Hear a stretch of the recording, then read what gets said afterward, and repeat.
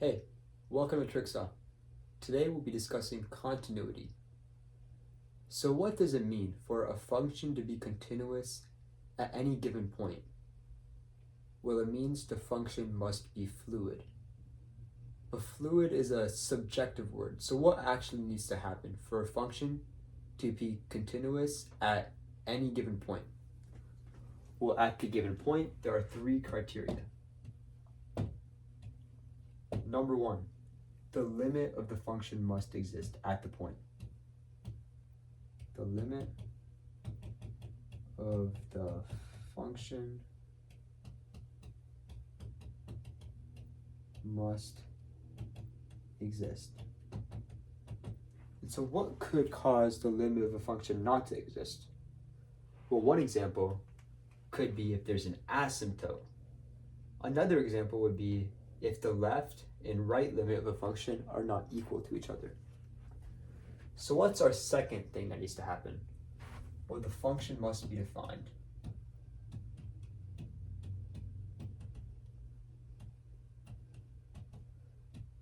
So what could cause a function to be not defined at a point? Well, it could be a hole, or again, it could be an asymptote. So number three, what's our third criteria that a point needs to fit to be continuous? Well, the limit must equal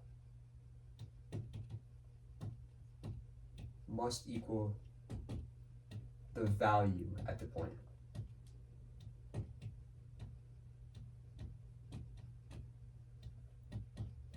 So this concept's a bit harder to grasp, but you can draw it out. You can illustrate it pretty simply. Let's say over the x value of b, there's a point right here. So where would the limit of f of x approaching b be if we're calling this function f of x? Well, it would be this y value where the hole is, because the function does not need to be defined anywhere for there to be a limit.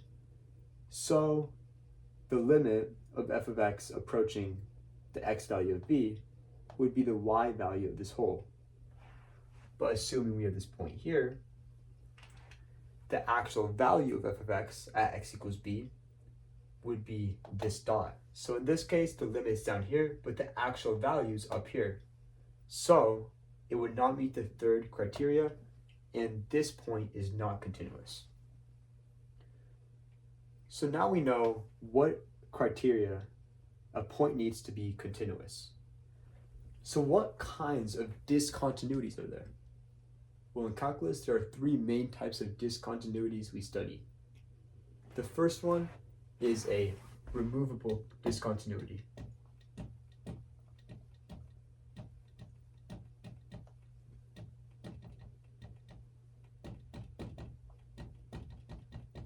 A removable discontinuity is a hole, any kind of hole. And the reason it's removable is because typically you can remove a hole algebraically if you have a function, but still it will remain a discontinuity. We just call it a removable discontinuity. The second type is a jump discontinuity.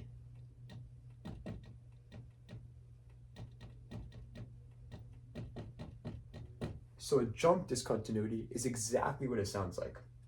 The function jumps. Usually one side's open, the other side's closed, or both sides could be open, but the limits on both sides don't equal each other. And this is evident by the function jumping. Our third type is an asymptote.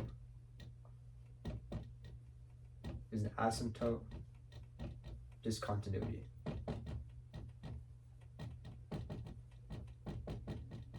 So this is pretty self-explanatory too. It's just whenever there's asymptote, the function is always a vertical asymptote. The function is always discontinuous there. So that's the basic of continuity. There are three criteria for a function to be continuous at any given point. The function must be defined, the limit of the function must exist at that point, and the actual value and the limit of the function at that point must be equal to each other. And then there are three types of discontinuities. a removable discontinuity, a jump discontinuity, and an asymptote discontinuity. Continuity is a beginning of the year subject in AP Calc BC, but it's also tested on in the AP exam, so it's important to have a firm grasp of this concept. Thank you for watching, and as always, if you have any questions or concepts that you'd like me to discuss, just leave a comment down below. Thanks.